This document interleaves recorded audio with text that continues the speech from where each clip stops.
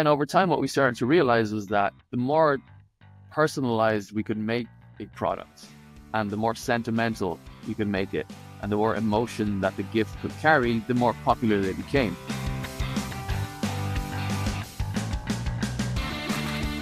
We've got Mark Hanratty with Swanky Badger. Our discussion will be focused around one-piece minimums and on-demand, the high degree of personalization that they offer, which I'm excited to talk about because I think people know about personalization, but maybe the way that you all are able to offer it, they may not be familiar with. They recently rolled out some new products, in particular, some items that are targeted at ladies. And then there's a give back component to Mark's company. So with that, Mark, thanks again for being here. If you could just go ahead and tell everybody a little bit about yourself and Swanky Badger. Yeah, for sure. So I am the founder and CEO of Swanky Badger. We're based out of San Diego. We've been in business for 10 years. I started the company in my garage here in San Diego, 2014, right after I got married. And we actually started out as a groomsmen gift company. So the need came from me trying to buy groomsmen gifts for the guys that were going to my wedding. I wanted to get them something really personal and meaningful because they were coming all the way from Ireland, where I'm originally from, to be at my wedding. I was like, I need this to mean something to them. And I couldn't find anything that was high quality, masculine, and did that job. So ultimately, I saw a gap in the market there, and I started to make these groomsmen gifts that were high quality and personalizable. And so that was the start of our journey. I was doing that out of my garage for a few years. And then we finally moved into a facility in 2016. But what we found was that we kind of, over time, were taken over by female customers looking for gifts for the men in their lives that had the same kind of emotional impact. For example, our biggest selling product at the time was like a personalized wallet, where we would take someone's initials or their name and we put it on the front of a wallet. And, you know, it'd be nice to get a nice reaction. But then over time, what we started to realize was that the more personalized we could make a product and the more sentimental you could make it and the more emotion that the gift could carry, the more popular they became. And so we started to do these laser engraved notes on the inside of the wallets, and people went crazy for them. And we were getting all these videos of these dads opening their gifts at Christmas and just bawling, crying because they were getting these really nice messages from their kids or their significant others inside their wallet. So ultimately, we had like 100 videos of dudes crying. And we made this video compilation. It went viral. The products went viral. It was, big boom for business. But ultimately, the takeaway from all that was that when you are giving a gift to somebody, a lot of the time it's, just transactional. It's like, hey, I got you a gift card or whatever. But if you really want it to make an impact, what we learned is that the gift can just be a vessel for a larger, more sentimental message, right?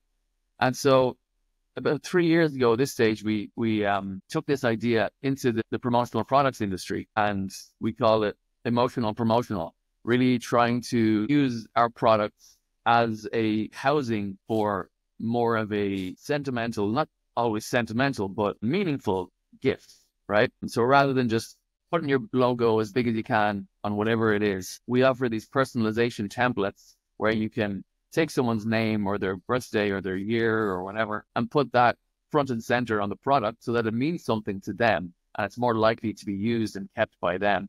And then you can take your branding and put it somewhere more subtle, maybe on the box, maybe on, the back of the item or whatever. And there's levels at which you can make this gift really personal and really meaningful. And it doesn't have to be, soppy, I love you.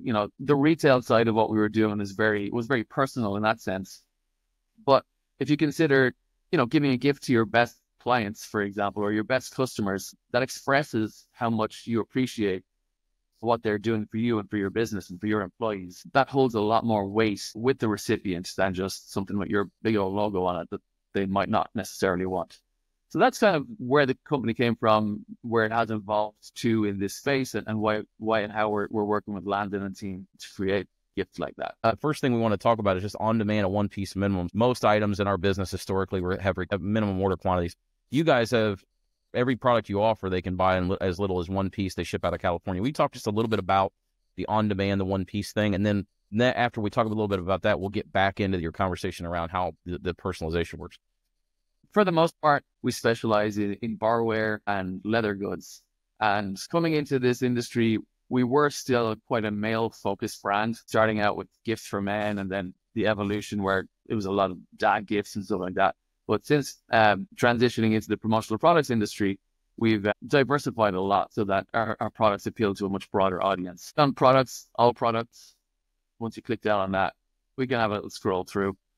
So a lot of barware and leather goods, as I mentioned. So our biggest selling items would be our glassware sets that come in those really nice wooden boxes. We have 2-piece wine glass, 2-piece whiskey glass, 2-piece beer glass, and you can choose either the wooden box, as you see here, or we have a slightly more cost-effective option, which is like a nice cardboard box with a magnetic closure that you can put your branding on. But one of the cool features about that is the ability to put a nice personalized note onto the inside lid of the box. But it adds that personal touch. So we have these beautiful gold cardstock notes. And what you can do is you can do a handwritten note to your clients and just take a photo of it on a white piece of paper, and we'll transfer that onto the gold cardstock and affix it to the inside lid of the glassware set. Those range anywhere from, in that particular box, I believe it's from $30 up. From with the wooden box, I think they start at $40. So they're a really accessible price point for something that comes across super premium and, as I said, personalized. What I also recommend you do, if you're doing this for individual clients or customers, for example, you can personalize the glasses. So instead of putting your logo on the glass, which you think is cool to you but might not be cool to your customer, you can actually have their name in a personalization template on the glass, and you just put your logo on the box or on the note to make it more about them than it is about you. The one thing I just want to demonstrate is you can see, like on this item in particular, as Mark alluded to, you see here it's 1 unit to 300 units, and you see what the price does. I mean, obviously there's a premium that's paid when you do just the one piece. You can see that it's the wine glass, 2 glasses with a branded black box, then you have the 2 glasses with a wood box, and then you have the 2 glasses with the branded wood box. So you have some options that your range is, if you're doing just one set, is 72 down to 62 essentially for 1 unit, but then that price drops as you do add units. And then Mark, there's a little bit of an added cost to do the personalization under there. Yeah, it's a couple of dollars extra to add the note. Yeah, the leather goods then, I can start talking about those. We have a wide variety of items, anywhere from laptop bags like this all the way up to, almost a couple of $100 down to smaller items like our tech roll-ups or journals or mouse pads, kind of right around the $40 to $50 range. So all highly personalizable. We can put your logo there. We can put a personalization template on there. And again, we can add messages to the inside of a wallet, for example, or the inside cover of a journal. Catch-all trays are really there. Yeah, and I think while we're talking about personalization, the thing that really hit me that was very, very cool is you literally, if they wanted to handwrite a note and provide that to us as a photograph or scan it in, you guys can convert that to vector and laser that. We can have a look at some of those examples. There you go. So there's your wine decanter set. That's an example of our wine carafe with a handwritten note on the back. And then on the other side of that, you could put your logo. This is an example here on the back of the whiskey decanter set where we have a handwritten note and we laser that onto the back of the set or onto the back of the decanter. And then just below that, we have a small logo. And then on the flip side of that decanter, you would have your personalization template that would have each client's individual name. And as we see here, what we can do is we can personalize at scale. So if you guys have like 50 customers, all we need is a spreadsheet with each of their names on it. And we can just drop each name into a personalization template and make an individual one for everybody and still give you guys the same price as if you were buying 50 with all the same design on them. And that was the really cool part to me, is like just showing the different ways that you can personalize and customize. You think about just getting back to the feeling you're trying to invoke on someone. It's like if you give that to somebody and they realize that you've taken the time to write that note or to come up with those words, that means so much more to them than just getting something with your big old logo on it. I think it's about relationship building in that sense. I've pulled up the Oceanside collection, which is something you guys have rolled out recently in addition to the Eco Deluxe, which I can show. But that the next topic, we talked a little bit about on-demand one-piece minimums. We've talked a little bit about the high degree of personalization that you guys can offer and the different ways to do that.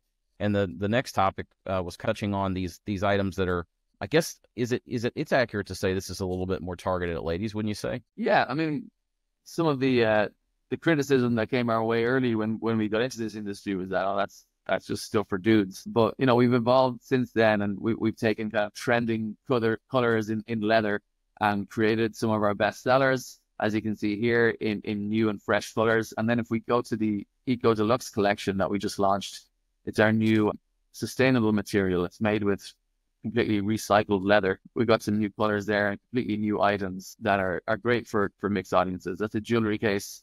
Obviously, that's more female focused, but there's other items in there like our desk pads, mouse pads. We've got pencil cups and leather or laptop sleeves that are really, really high-end, premium feeling products that are great for any audience, really. That tech case is actually the biggest selling one at the moment. Really nice one for anyone who ever travels. You stuff all your tech pieces in there and keep them neatly stored while you're traveling. And those are as little as 40. So as we kind of looking at, you've got kind of the base set of products that you kind of started with and have built from, and then you've added these recent collections. Is there a goal to continue to layer in different types of products, or do you see this kind of being the base set for a little while for people to draw from? We'll be launching stuff all the time. We've got some new items coming early in the new year. We'll probably have a summer launch next year. So it'll continue to evolve depending on what's working, what's selling, what people are liking, what feedback we're getting from Landon, your team, and other distributors and your customers. So it's kind of an open conversation as to what the industry wants, Now, the last thing we want to talk about, Mark, is just that I know this hits a little closer to home, is just kind of this give back portion or part of the business. Yeah, so we have a give back program where a portion of every sale goes back to children's hospitals all over the country. We started this in 2020. So two of my boys, I've got three boys, two of them went through the children's hospital here in San Diego. And I spent a considerable amount of time in that hospital over the last 8 years. So in doing that, it kind of really hit home to me how important the work is that happens in these places compared to what I'm doing here. I'm basically just selling things on the internet. It's not the most rewarding job in the world compared to what's happening in these children's hospitals. So that for me was a real eye opener, and it kind of set the scene for us to launch this give back program where, for me, I can feel like we're doing a little bit of good in the world and not just selling glassware. And for our customers, it's always nice for them to know that when they're spending money on promotional products and gifts, it's not the most compelling spend in the world, but just knowing that some of it is going to a good place. That's part of what means a lot to us, is that we're able to give back a bit. So that's my boys there giving their check to Reagan's Children's Hospital here in San Diego, where Aaron spent the first 3 weeks of his life. And then, we were actually there just yesterday. I was going to say, you made a recent visit, right? Is the one with the Navy shirt that broke his arm? Yeah, we're like our best customers. Yeah, so that's an important thing for me more than anything else. Yeah, I think that we live in a day and age where people are much more interested in the human beings behind businesses than they ever have been. And I think people's stories infusing and weaving through the reason that people are doing business, I think it does matter. And I, there may not be everybody that's interested in that. There'll be some, and it certainly is a compelling story. In addition to that, what I wanted to do is give everybody just kind of a preview. We're actually going to pause Partner Series in December. Next, we'll be back with you January of 2025, at which point we're going to be kind of rolling out a little bit. We've made a lot of changes to Partner Series this year, but we're going to make some additional changes. We'll be rolling out in January, kind of sharing what our plan is for the year. We're going to be going to a little bit more of a thematic approach, but still having guests on each month to kind of support that. And then also talking about some things that are in our system that are going to help you with planning, portal links and things of that sort. So because of that, we're not going to see you before Thanksgiving. Christmas, I'm sure everyone will blink in the next 6 weeks or be gone before we know it. But please be safe if you're traveling. We appreciate everybody on the call and those who will watch after and all the opportunities that you send us. We are indeed thankful for you and hope that you enjoy time with your family and friends over the next 6 weeks. And Mark, thanks again for being here.